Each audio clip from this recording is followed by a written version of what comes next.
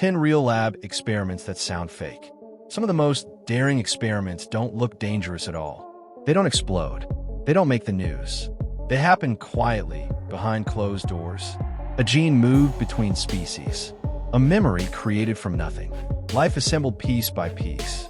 And by the time anyone understands what's been made, the experiment is already finished. Today, we're looking at real-life lab experiment that sound fake, but actually happened. Stay until the end, because the last one changes what we even call life. Spider silk is stronger than steel by weight, lighter than plastic, and more flexible than rubber. But the problem is that the spiders can't be farmed. Put them together, and they attack each other. So scientists removed the gene that is responsible for making spider silk. Under a microscope, that gene was injected into a goat embryo.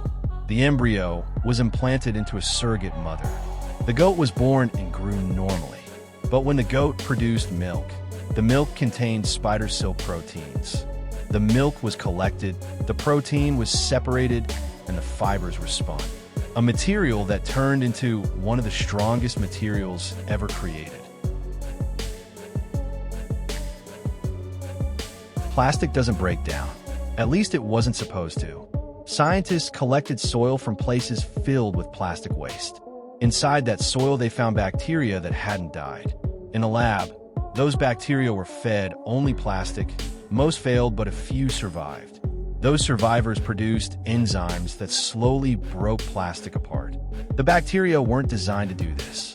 They adapted, and once adaptation starts, it doesn't stop where we expect. A small piece of muscle was taken from a living animal. In the lab, the cells from the piece of muscle were placed in a nutrient solution. It began to divide and grow. Muscle tissue growing on its own without any brain or organs. Food without raising life. Meat without farming. The experiment worked.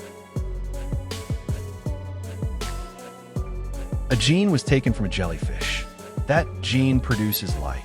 It was injected into mouse embryos. The mice were born healthy and they lived normally. But under ultraviolet light, their bodies glowed green. The glow wasn't the goal. It was a marker, a way to see biology working in real time. When water enters concrete, it cracks. Steel rusts and the structures fail. Always.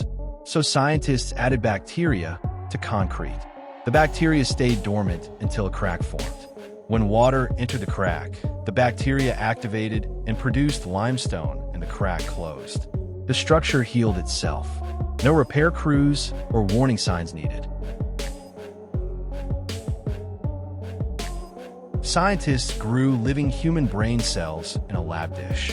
The cells were placed on a silicon chip connected to electrodes. Those electrodes sent signals to the neurons. Over time, the scientists noticed something unexpected.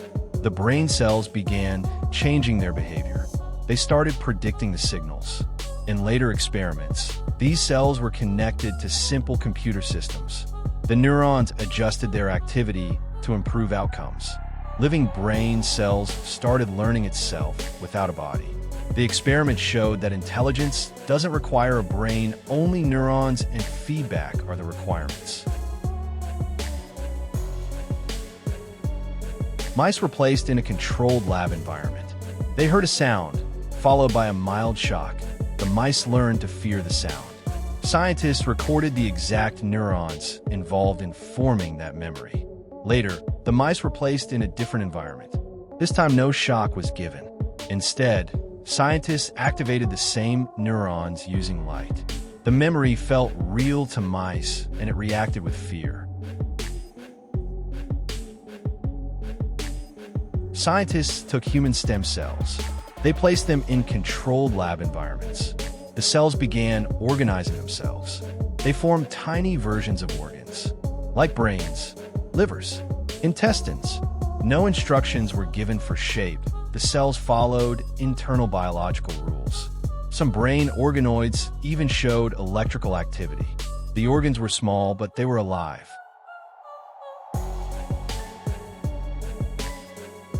Scientists took living frog cells. Using computer simulations, they designed new shapes. The cells were assembled by hand under microscopes. The result was something new, a living structure that could move, repair itself, and work together. These were not machines. They were not animals. They were something in between.